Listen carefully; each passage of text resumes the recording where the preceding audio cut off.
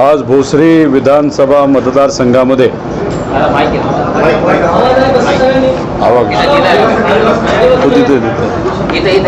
कोणतं आहे भोसरी विधानसभा मतदारसंघामध्ये महाविकास आघाडीचे अधिकृत उमेदवार तसंच राष्ट्रवादी काँग्रेस शरदचंद्र पवार या पक्षातून लढणारे विधानसभा लढणारे आमचे उमेदवार अजितभाऊ गव्हाणे यांच्या प्रचारानिमित्त मी स्वतः नेते रविभाऊ व आमच्याबरोबर सर्व माजी नगरसेवक ज्यांनी आदरणीय पवार साहेबांकडे बघून तसंच उद्धव ठाकरे साहेबांकडे आणि काँग्रेसच्या विचाराकडे बघून आपल्या पक्षामध्ये आणि महाविकास आघाडीमध्ये प्रवेश केलेल्या अशा सगळ्यांना घेऊन आम्ही विविध वॉर्डमध्ये जाऊन नागरिकांशी चर्चा करत होतो, भेटत होतो. शिवसेना उद्धव ठाकरे गट पार्टी याचे सर्व नेते व कार्यकर्ते 100% अजितभाऊ गव्हाणेंच्या पाठीमागे आहेत. तसंच काँग्रेसचे पदाधिकारी, आपचे पदाधिकारी आणि आमचे सुद्धा पदाधिकारी कार्यकर्ते खूप मनापासून त्यांचा प्रचार करत आहेत. लोकांशी बोलल्यानंतर चर्चा केल्यानंतर या भोसरी मतदारसंघामध्ये जी गुंडागर्दी आहे, दडपशाही आहे, ही कुठेतरी संपवा अशी विनंती अजित भाऊंना तिथे असणारे नागरिक करत होते. प्यायचं पाणी वेळेवर येत नाही, त्याच्याच बरोबर गटरचे जे सर्व चेंबर आहे त्याच्यामध्ये सुद्धा इथं असणारे भाजपचे जे आमदार आहेत महेशराव व त्यांचे सहकारी आणि घरचे सर्व कॉन्ट्रॅक्टर चेंबरपासून बिल्डिंगपर्यंत भ्रष्टाचारच भ्रष्टाचार केला असं आम्हाला लोक सांगत होते.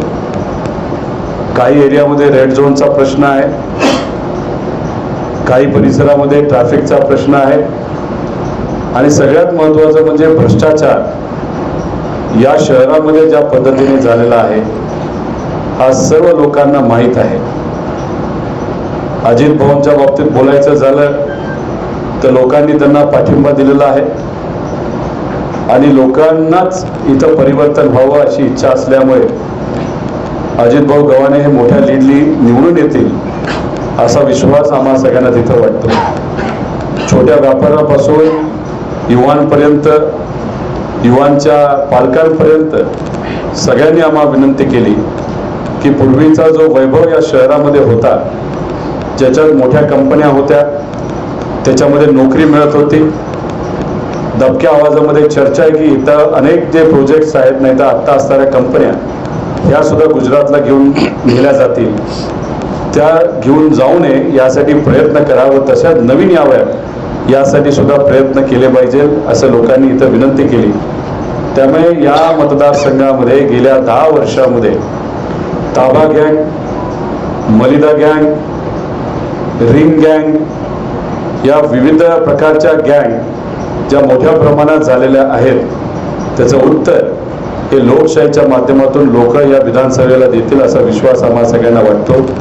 आमच्या काही कार्यकर्त्यांना धमक्या दिल्यात. एका कार्यकर्त्याला तर धमकी अशा पद्धतीने दिली की ज्या एरियामध्ये नाही तर ज्या दुकानामध्ये त्यांचं रेस्टॉरंट होतं त्या मालकाला फोन करून त्या युवाचं रेस्टॉरंट बंद करण्यासाठी सांगण्यात आलं. हे जे सर्व स्वाभिमानी कार्यकर्ते गरीब आहेत पण प्रामाणिक आहेत आणि ते तर मनापासून लढत असतील आणि अशा पद्धतीने धमक्या दिल्या जात असतील, आमचे झेंडे काढले जातात प्रशासनाच्या माध्यमातून, त्यांचे तसेच ठेवतात, बोर्ड काढले जातात, त्याच्याचबरोबर आमचे कार्यकर्ते इथून तिथं जात असताना मुद्दामून पोलीस प्रशासनाच्या माध्यमातून त्यांना अडवलं जातं. याच्यावर एक गोष्ट सिद्ध होती की भाजपने पराजय हा स्वीकारलेला आहे, त्यांच्या पायाखालची वाळू ही गेलेली आहे आणि विजय हा 100% तुतारी वाजवणारा माणूस आणि आदरणीय पवार साहेबांचा पक्ष आणि अजितभाऊ गव्हाण यांचा होईल असं आम्हा सगळ्यांना त्या ठिकाणी वाटतं. काही युवा आम्हाला भेटले, शिवजयंती तसंच छत्रपती संभाजीराजांची जयंती ते साजरे करतात. त्यांनी सांगितलं की इथं भ्रष्टाचार इतका मोठ्या प्रमाणात होतोय, तर इथं असणाऱ्या आमदारांनी छत्रपती संभाजीराजांचं स्मारक सुद्धा सोडलं नाही, त्याच्यामध्ये सुद्धा मलिदा खाल्ला.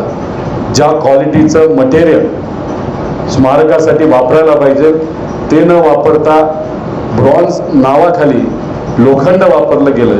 त्यामुळे अशा पद्धतीने अवमान जो झालेला आहे, लोक ते विसरलेले नाहीत. याच भागामध्ये चंद्रकांत दादा येऊन विश्वरत्न डॉक्टर बाबासाहेब आंबेडकरांबद्दल जे बोलले होते, जे वक्तव्य केलं होतं, क्रांतीसूर्य महात्मा फुले यांच्याबद्दल जे वक्तव्य केलं होतं, इथं असणारे लोक विसरलेले नाहीत.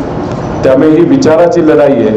या अनुषंगाने इथं असणारे स्वाभिमानी जनता या शहराला पूर्वीचं वैभव आणण्यासाठी एकत्रित येऊन हे इलेक्शन ताब्यात घेतलंय. सामान्य कार्यकर्ते हे अजितभाऊंच्या पाठीमागे आहेत. त्यामुळे विजय हा आमचा आणि आपल्या सगळ्यांचा विचाराचा होईल असा विश्वास या ठिकाणी व्यक्त करतो. आपले जर कुठले प्रश्न असतील त्याला उत्तर देण्यासाठी आम्ही सर्वजण तयार आहोत. धन्यवाद.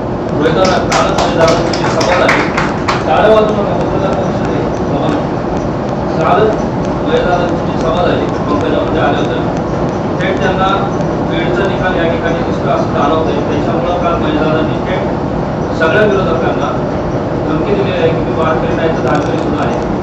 या माध्यमातून तुम्ही काय?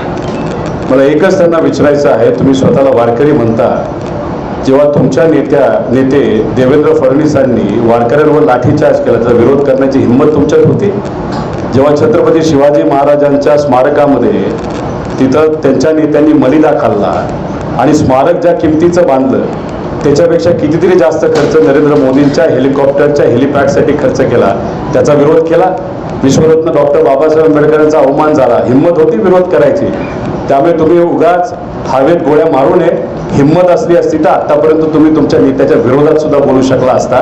त्यामुळे ह्या गप्पा गोष्टी तुमच्या व्यासपीठावर तुम्हाला योग्य वाटत असतील, पण इथं असणारे स्वाभिमानी जनतेने हे इलेक्शन हातात घेतलेलं आहे आणि कृपा करून धमक्या देऊ नका.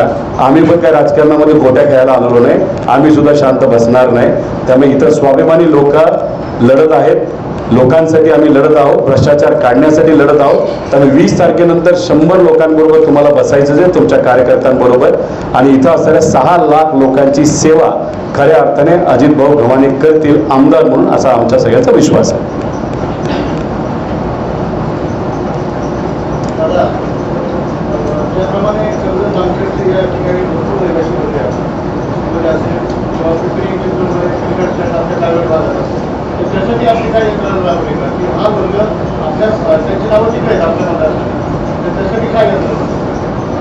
एक तर या भोसरी शहरामध्ये इथं असणारे स्थानिक लोक तर आहेच, पण या स्थानिक लोकांचं मन इतकं मोठं आहे की अख्ख्या महाराष्ट्राला त्यांनी स्वीकारलेलं, अख्ख्या देशाला स्वीकारलेलं. त्यात कर्जत जामखेड सुद्धा येतो.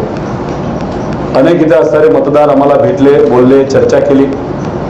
याच्यामध्ये ते स्वतः अजितभाऊंच्या प्रचारामध्ये तिथं लागलेले आहेत. याच्यात मतदार सहसा एकाच ठिकाणी मतदार असतात. त्यामुळे ज्या ज्या लोकांना मी भेटलो ते सर्व कर्जत जामखेडचे मतदार आहेत. त्यामुळे 18 तारखेपर्यंत 19 तारखेपर्यंत इथं प्रचार अजितभाऊंचा करतील आणि जर ते तिथं मतदार असतील कर्जत जामखेडमध्ये तर तिथे येऊन मतदान करतील. तिथं कॅन्सल करून जर इथं त्यांनी मतदान आणलं असेल तर इथं मतदान करतील, पण मतदान हे तुतारी वाजवणाऱ्या माणसालाच करतील. या चिन्हापुढेच बटन दाबतील असा विश्वास मला आहे. मी एवढंच इथं सांगेल की आम्ही इथं राजकारणाच्या माध्यमातून समाजकारण करतो. जे 100% समाजकारण करतात त्यांनी आपापल्या लेवलला त्यांनी तिथं भूमिका घेतली, त्यांची ती प्रामाणिक भूमिका आहे. त्यामुळे समाजकारण जे दुसरे करतात आणि आम्ही जे राजकारण समाजकारण करतो हे आम्ही मिक्स करत नाही. त्यामुळे त्यांच्या भूमिकेचा फायदा होईल का नुकसान होईल याच्यापेक्षा आम्ही प्रामाणिकपणे इथं असणाऱ्या लोकांना विश्वासात घेऊन ती लढत आहोत. तिथं ते समाजासाठी लढत आहेत, आम्ही सुद्धा इथं असणाऱ्या जनतेसाठी लढत आहोत. त्यामुळे शेवटी रयतेच हे कुठेतरी लढाई आहे असं इथं म्हणावं लागेल. वाशिमला बटेंगे तो कटेंगे म्हणणारे जे मोठे नेते उत्तर प्रदेशमधून इम्पोर्ट करून या महाराष्ट्रामध्ये आणलेत ना, त्यांच्या सभेला गर्दी जर तुम्ही बघितली तर 3000च्या पुढे गर्दी नाही. त्यामुळे ही जी उत्तर प्रदेशची स्टाईल आणि खऱ्या अर्थाने गुजरातची स्टाईल जर महाराष्ट्रावर लादण्याचा प्रयत्न हे बटंगी आणि कटंगेवाले जर करत असतील त्यांनी विसरून जावं.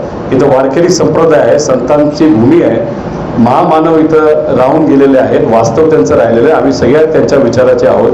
त्यामुळे ही गुजरात स्टाईल आणि उत्तर प्रदेशची स्टाईल या महाराष्ट्रामध्ये चालणार नाही.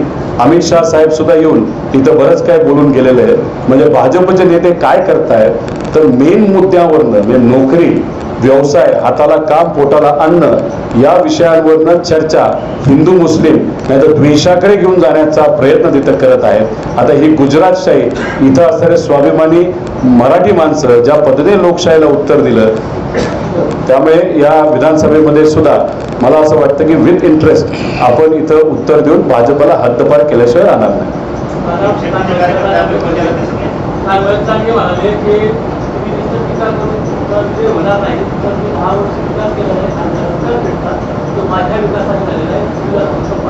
दहा वर्षामध्ये तुम्ही ज्या ज्या गोष्टी केलेल्या आहेत त्याच्यामध्ये भ्रष्टाचार सोडला तर दुसरं काही झालेलं नाही. अहो तुम्ही चेंबर सुद्धा सोडलं नाही भ्रष्टाचारासाठी आणि मग तिथं छत्रपती संभाजीराजांच्या स्मारकाला सुद्धा तिथं सोडलं नाही. तुम्ही 10 वर्षामध्ये एवढे मोठे भ्रष्टाचाराचे पराक्रम केले, गुंडाशाहीचे पराक्रम केले, तर तुमच्यावर टीका केल्याशिवाय दुसरं काहीच आम्ही बोलू शकत नाही. विकासात्मक तुम्ही काहीच केलं नाही म्हणून टीका केल्याशिवाय दुसरं काहीच होऊ शकत नाही. उलट आम्ही आमच्या भाषणाच्या मदतीने तिथे हेच सांगतोय की आपल्याला रोजगार द्यावा लागेल. ज्या कंपन्या गुजरातकडे घेऊन जाण्याचा प्रयत्न भाजप करत आहेत त्या थांबवाव्या लागतील आणि गतवैभव जे या भोसरी शहराला होतं ते परत एकदा आपल्याला आणावं लागेल. पूर्णपणे गुंडाशाही आणि भ्रष्टाचार या भूमीतून आपल्याला हद्दपार करायचं आहे. त्यामुळे ते काय बोलतात याच्यापेक्षा लोक काय बोलतात हे जास्त महत्त्वाचं आहे. लोकांचं मत आहे की यांना घरी बसवायचं आणि इथं परिवर्तन घडून आणायचं. हा कोण दिसले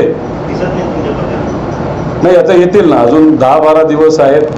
सर्व विचाराचे लोक तिथे येतील कारण ते सुद्धा नाराज आहेत भाजपवर. नाही बरोबर आहेत ना. आता कोण इथं त्यांचे कार्यकर्ते आहेत ना प्रचारात? आहेत नाही आहेत ना. तुमचा गैरसमज आहेत प्रचारात. आता म्हणजे बरेच नेते तिथं होते ना सगळे. अजित भाऊ जास्त योग्य पद्धतीने तिथं ओळखतात.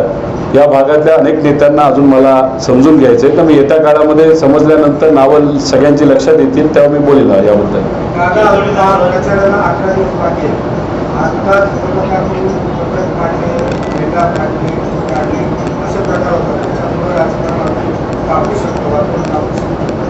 जेवढं जास्त तापवतील, जेवढी जास्त गुंडाशाही करतील तेवढंच मताधिक्य अजित भाऊंचं तिथं वाढणार आहे. ते ओरिजिनल लेवलला जाणार. ते स्वतःच बोलले ना भाषणामध्ये, गेल्या 10 वर्षामध्ये ज्या गोष्टी मी केल्या नाहीत म्हणजे त्यांनी गुंडाशाही केलीच पण कदाचित ते प्रमाण कमी होतं असं कुठेतरी जाणवतंय. तर 23 तारखेमध्ये गुंडाशाही वाढवतील असं ते म्हणत आहेत. त्यामुळे आता आपल्या सगळ्यांनाच तयार राहावं लागेल की पूर्णपणे ही गुंडाशाही या मतदारसंघामधून उपटून काढायची. झेंडे काढा नाही तर काही करा पण लोकांनी ठरवलेलं जे काही मत आहे ते तुम्ही लोकांच्या मनातून काढू शकत नाही. हे सगळ्यांनी लक्षात घ्यावं.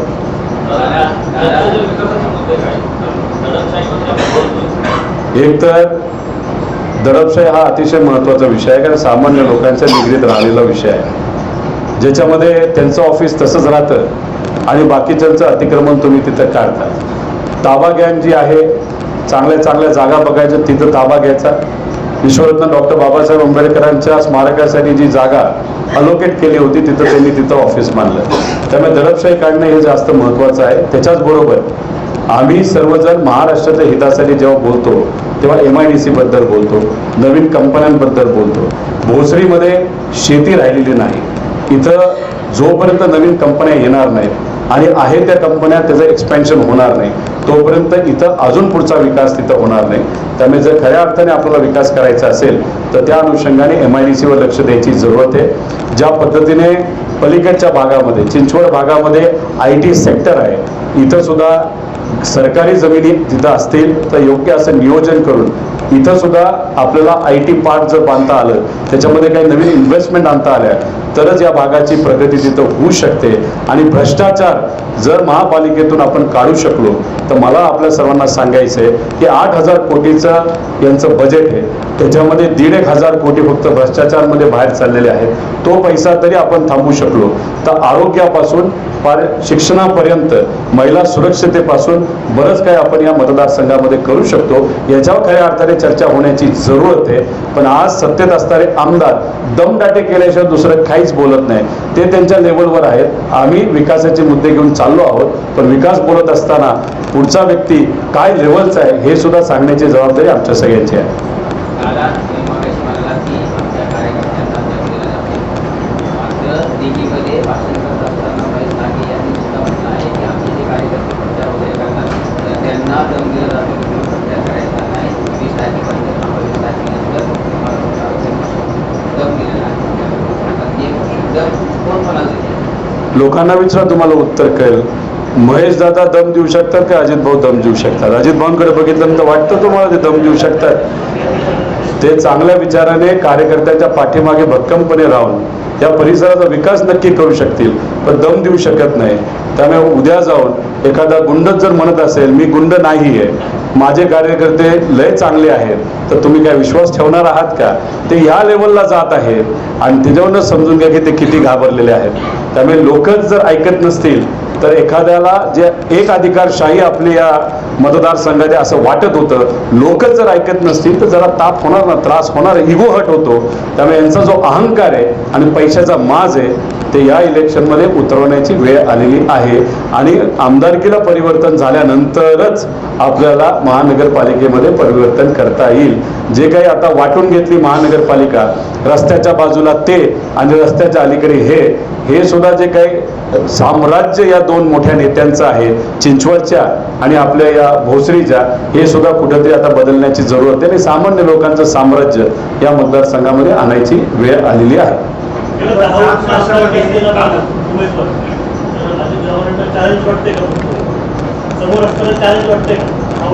तुम्ही त्यांना विचारू शकता, पण मला असं वाटतं की चॅलेंज कुठेही नाही आहे. जर आपण बघितलं तर अनेक लोकांना असं वाटत होतं लोकसभेला स्वीप मारू म्हणजे महायुतीच्या लोकांना. आता भाजप एवढा मोठा अहंकार ते तिथं सांगत होतं, डायरेक्ट 23वरनं 9वर आलेलं आहे, म्हणजे अहंकार तर मोडलाय ना. त्यामुळे भाजपला काही वाटलं आणि त्यांच्या आमदारांना, इथल्या आमदारांना काही वाटलं तरी लोकच पुढचा अहंकार मोडू शकतात. त्यामुळे अजित भाऊंचा रोल महत्त्वाचा आहे, ते घाबरत नाहीत. पण सगळ्यात महत्त्वाचा रोल इथं असणाऱ्या स्वाभिमानी कार्यकर्ते, पदाधिकारी आणि नागरिकांचा आहे असं माझं मत आहे. आता 7 वर्षापासून 30 ते 40 कोटी अंदाजे खर्च झालाय शहरामध्ये. कशात? 7 वर्षामध्ये 30 ते 40 कोटी, 40,000 कोटी खर्च झाले. विकास या दिसत नाही. आम्ही हेच तर म्हणतोय, जे काही रस्ते आपण बघू शकतो ते आदरणीय पवार साहेब जेव्हा कृषी मंत्री होते त्यावेळेस 3-3.5 हजार कोटी निधी केंद्र सरकारकडनं आपण JNUच्या अंतर्गत, तेव्हा तुम्ही स्टँडिंगला होता, अजित भाऊ स्टँडिंगला होते, दादा आपल्याकडे होते, तो केंद्राचा निधी जो पवार साहेबांकडनं आला तो निधी त्यावेळेस जो वापरला, त्याच्यानंतर इथं काहीच झालेलं दिसत नाही. जे काय झालं, थोडेफार बिल्डिंगा झालेल्या आहेत ते सुद्धा आपल्या काळामध्ये झाल्यात, पवार साहेबांनीच त्याचं भूमिपूजन आणि उद्घाटन तिथं केलेलं आहे. पण मग हाच आमचा सगळ्यांचा प्रश्न आहे, हे 40,000 कोटी गेले कुठं? गुजरातला पण पाठवले काय हे कुठेतरी बघावं लागेल. मग एवढा मोठा निधी जर या मतदारसंघामध्ये, या भागामध्ये खर्च केला असेल तो डोळ्याला कुठेतरी दिसायला लागेल, फक्त कागदावर ठेवून थोडी चालेल. आणि मग कागद जर पैशाच्या माध्यमातून कन्वर्ट करून घरं जर काही नेते भरत असतील तर त्याला उत्तर हे लोकशाहीच्या माध्यमातूनच आपण देऊ शकतो. उलट त्यांचे नगरसेवक सुद्धा त्यांच्यावर खुश नाही आहेत, नाराज आहेत. फक्त काही लोकांचं धाडस आहे बदल घडवून आणण्यासाठी जे आपल्या बरोबर आले. काही लोक आतून आपल्याला मदत करत आहेत, पण ते पुढे येणार नाही. इलेक्शन झाल्यावरच आपल्याला कळेल कोण ते होते. त्यांचं नाव आम्ही 20 तारखेनंतर पब्लिश करू. भाजप कुठल्या विकासावर बोलते? आताच चर्चा झाली की एवढे हजारो कोटी खर्च झाले जे आपल्याला दिसतच नाही. त्यांचा विकास हा हवेतला विकास आहे, त्यांचा विकास हा नेत्याचा विकास आहे. आणि मग हा विकास जो ते म्हणत आहेत त्यांच्यात फक्त त्यांचा स्वतःचा स्वार्थ आहे. त्यांची लाडकी खुर्ची जपण्यासाठी ते जर तिथं विकासावर बोलत असते तर त्यांना फक्त विचारा की गेल्या 10 वर्षामध्ये या भोसरीमध्ये या MIDC मध्ये काय नवीन प्रोजेक्ट आले, किती प्रोजेक्ट बाहेर गेले, याचा हिशोब मागा. हे हिशोब मागण्याचे दिवस आता आलेले आहेत. त्यामुळे जोपर्यंत हाताला काम आणि पोटाला अन्न मिळत नाही तोपर्यंत विकास कुठलाही होऊ शकत नाही. जो कुठला विकास झाला याच्यात त्यांनी मधलिदा खाल्लाय. आता खाऊन खाऊन किती खायचं, त्यामुळेच तर अहंकार आलेला आहे, जे काल ते भाषणाच्या माध्यमातून बोलून दाखवत होते.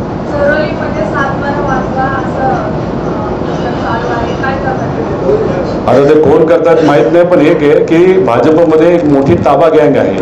ती ताबा गँग काय करते की जिथं जमीन दिसेल तिथं लोकांना पाठवतात, ताबा घेतात आणि मग जमीन कमी किमतीमध्ये नाहीतर 7-12 कमी किमतीमध्ये तिथं घेऊन मोकळे होतात आणि मग बिल्डिंग बांधतात. आता पूर्वी जेव्हा काय म्हणतात ते ट्रक ये जा करायचे, जकात मध्ये, आणि त्या काळामध्ये जकातच्या विषयामध्ये कोण कोण होतं याचा अभ्यास जरा त्या काळामध्ये असणारे जे व्यावसायिक आहेत त्यांना तुम्ही विचारा, मग ते स्पष्टपणे आपल्या सर्वांना सांगतील कोण होतं. आता ते जकातवरनं ताब्यावर आले आणि 7-12वर आलेत असं आपल्याला म्हणावं लागेल.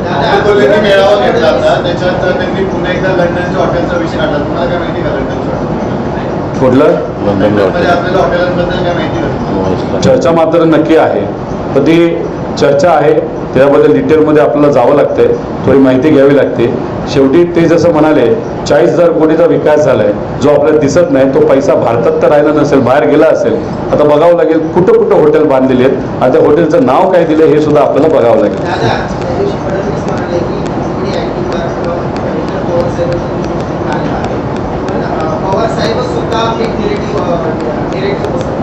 देवेंद्र फडणवीस साहेबांसारखा खोटारडा माणूस या जगामध्ये कुणीही नाही. त्यामुळे ते आज जे काय बोलतात तेच फेक नरेटिव्ह आहे. आज महाराष्ट्राच्या हितासाठी आपल्याला बोलायचं आहे आणि मग विषय कुठला काढतायत की राहुल गांधींनी 1.5 वर्षापूर्वी संविधान जे घेतलं होतं त्या संविधानाचा रंग कुठला होता. अहो आमचं सगळ्यांचं मत आहे की रंग तुम्ही बघण्यापेक्षा संविधान जरा वाचा. तुम्ही वकील आहात ते तर तुम्ही वाचणार नाही. महाराष्ट्रातून आणि या देशातून संविधान कसं बाजूला जाईल, त्याची ताकद कशी कमी होईल यासाठी देवेंद्र फडणवीसांपासून त्यांच्या नेत्यांनी तिथं काम केलंय आणि तुम्ही आज रंगावर बोलता. त्यामुळे हे जे काही नरेटिव्ह सेट करण्याचा प्रयत्न ते करत आहेत, गेल्या 2.5 वर्षामध्ये हे सरकार बऱ्याच गोष्टींमध्ये कमी पडलेलं आहे. त्याच्यावर पडदा टाकण्यासाठी आज कुठेतरी संविधानाचा मुद्दा ते काढतायत. त्याच्याचबरोबर अमित शाह इथे येऊन हिंदू मुस्लिम करत आहेत आणि उत्तर प्रदेशमधले महान नेते ज्यांची खूप मोठी सभा 3,000 लोकांची झाली तिथं बटंगे आणि कटंगे म्हणत आहेत. अहो महाराष्ट्राची स्वाभिमानी भूमी आहे, इथं येऊन असे शब्द असे विषय हे चालत नाहीत. हे लोकसभेमध्ये सुद्धा तुम्ही बघितलेलं आहे आणि विधानसभेमध्ये विथ इंटरेस्ट लोक तुम्हाला उत्तर दिल्याशिवाय राहणार नाही. आता शहरातले 3 मतदारसंघ आणि मावळ 4ही मतदारसंघ तुटलेला आहे. तुम्ही सांगताय भोसरीमध्ये आपल्याला 3 मतदारसंघाचं काय? आज इथं आहे, उद्या पिंपरी आणि चिंचवडमध्ये तिथं आहे, पण तिन्हीकडे फाईट जबरदस्त आपली आहे. इथं तर आपण प्लसमध्ये आहोतच आणि दोन्हीकडे पण सुद्धा सकारात्मक वातावरण तिथं आहे. अजून ताकद लावण्याची जरूरत आहे. पलीकडे काय आहे तर दबाव तंत्र आहे आणि पैसा खूप मोठ्या प्रमाणात आहे. आम्ही सामान्य कार्यकर्त्यांना विश्वासात घेऊन, निष्ठावंत पदाधिकाऱ्यांना विश्वासात घेऊन इथं असणाऱ्या स्वाभिमानी नागरिकांना विनंती करत आहोत. पलीकडे पैशाचा माज असल्यामुळे थोडंसं लोकांचं मत आहे की पैसा कदाचित चालून जाईल, पण लोकांची चर्चा केल्यानंतर आम्हाला विश्वास आहे तिन्हीच्या तिन्ही आमदार आणि मावळमध्ये सुद्धा भाजपचा नाहीतर भाजप नाहीतर अजितदादांचा जो कुठला आमदार आहे तो काही निवडून येईल असं वाटत नाही. काय शंकरराव काय म्हणतात? गेली अनेक वर्ष तुम्हाला संधी दिली होती ना, काय केलं तुम्ही त्या नकाशाच्या बाबतीत? आता मला माहित नाही की तुमच्या सुद्धा बाहेर कंपन्या आहेत का, हॉटेल आहेत का, हे कुठेतरी लोकांना सांगावं लागेल. त्यामुळे लोक आता हुशार झालेली आहेत, त्यांना माहिती आहे कशा पद्धतीने पैसा काढला जातो, कशा पद्धतीने रिंग केली जाते आणि रिंगमध्ये एखादं काम 20-20, 30-30% कमिशन घेऊन कसं घेतलं जातं हे सुद्धा माहिती आहे. आणि भाजपचे काही जे नेते आपल्याकडे आलेले आहेत त्यांना तर कुठला हक्क सुद्धा नव्हता. जे काय करायचे त्यांच्या जवळचेच लोक, भाजपचे नेत्यांच्या जवळचे लोक काम करायचे आणि जे नगरसेवक आहेत त्यांना कुठेही विश्वासात घेत नव्हते. त्यामुळे ते सर्व स्वाभिमानी पदाधिकारी आणि नगरसेवक, माजी नगरसेवक हे आपल्याबरोबर आलेले आहेत. दादा म्हणजे महाराष्ट्रात महायुतीकडून साफ दाब दंडभेदचा वापर केला जातो. 100% लोकसभेला काय नाही केलं, गुंडांचा वापर केला, प्रचारामध्ये केला, व्यासपीठावर गुंड आणले, त्याच्याचबरोबर दडपशाही आणली, पैसा मोठ्या प्रमाणात वापरला.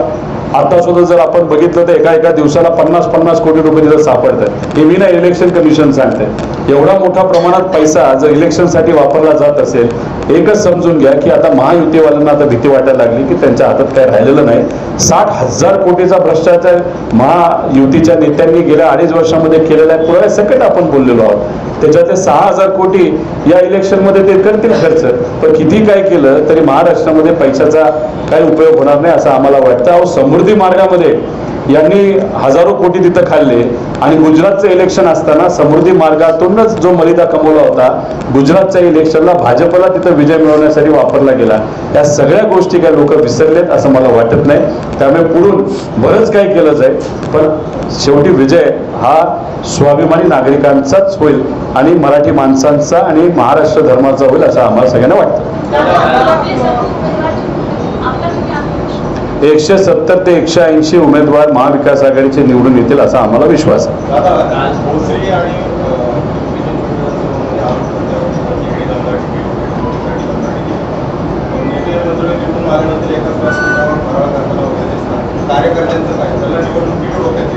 जाऊ द्या, पूर्वी काय झालं याच्यापेक्षा आता नवीन पिढीतले लोक आलेले आहेत. उद्या हे होणार नाही याची दक्षता 100% आपण तिथं घेऊया. त्याच्याचबरोबर तुम्ही जर बघितलं तर दबाव तंत्राच्या बद्दल बोलत असताना तर आमच्यावर सुद्धा दबाव होता ना ईडीचा. आम्ही थोडी घाबरलो. काल परवा कुठल्या तरी पुस्तक इनॉग्रेट झालं, नाही तर लॉन्च झालं, त्याच्यामध्ये भुजबळ साहेबांनी काय स्टेटमेंट दिलं, त्यांना सुद्धा कुठेतरी दबाव होता, त्यांच्या सर्व नेत्यांवर दबाव होता आणि त्या दबावापोटीच कुठेतरी त्यांना तिथं माघार घेऊन बीजेपी बरोबर जावं लागलं. आणि पवार साहेबांनी साफ त्या काळामध्ये नाकारलं होतं की बीजेपी बरोबर जायचं नाही. त्यामुळे काही लोक दबाव सहन करू शकतात, काही लोक करू शकत नाही. एवढाच मात्र फरक, जे सहन करू शकत नाहीत ते सर्व भाजपमध्ये आहेत. जे सहन करू शकतात दबाव आणि संघर्षाची भूमिका घेऊ शकतात ते आमच्याकडे आहेत आणि आम्ही सर्वजण त्यासाठीच खऱ्या अर्थाने लढत आहोत.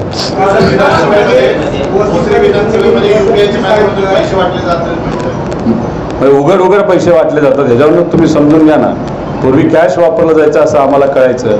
आता UPI आणि हे जे काही ऑनलाईन गोष्टी आहेत, म्हणजे पोलीस प्रशासनावर यांना एवढा विश्वास आहे की पोलीस प्रशासन त्यांना हात लावू शकत नाही. पण पोलीस प्रशासन किती दिवस तुम्हाला मदत करणार आहे? 23 तारखेपर्यंत. महाविकास आघाडी सरकार आल्यानंतर ज्या ज्या अधिकाऱ्यांच्या कंप्लेंट आमच्यापाशी येतील, आमच्या नेत्यांपाशी येतील, त्यांना काही मात्र आम्ही नंतर सोडणार नाही. त्यामुळे अधिकाऱ्यांनी एवढीच काळजी घ्यावी की गरिबाला कुठेही अडचण होऊ नये, सामान्य लोकांना अडचण होऊ नये, चुकीच्या गोष्टी होऊ नये याची दक्षता अधिकाऱ्यांनी घ्यावी. उगाच वर्दी घालून नाहीतर सरकारी बिल्ले घालून भाजपचा प्रचार जर कुठले अधिकारी करत असतील ते हे येत्या काळामध्ये खपून घेणार नाही अशी सुद्धा विनंती या ठिकाणी करतो. 100% जामखेडमध्ये तर प्रचार करतायत. जे काही मोठे मोठे गुंड आहेत ते राम शिंदे सरांचा प्रचार तिथं करत आहेत आणि त्यांनी लोकसभेमध्ये सुद्धा घड्याळाचा प्रचार केला होता, भाजपचा प्रचार केला होता. ज्या लोकांना CP बोलवतात, परेड करायला लावतात, आता ती व्यक्ती राम शिंदे बरोबर हाताला हात धरून खांद्याला खांदा लावत तिथं भाजपचा प्रचार करत आहे. याच्यावरून समजून काय परिस्थिती आली या महाराष्ट्रामध्ये.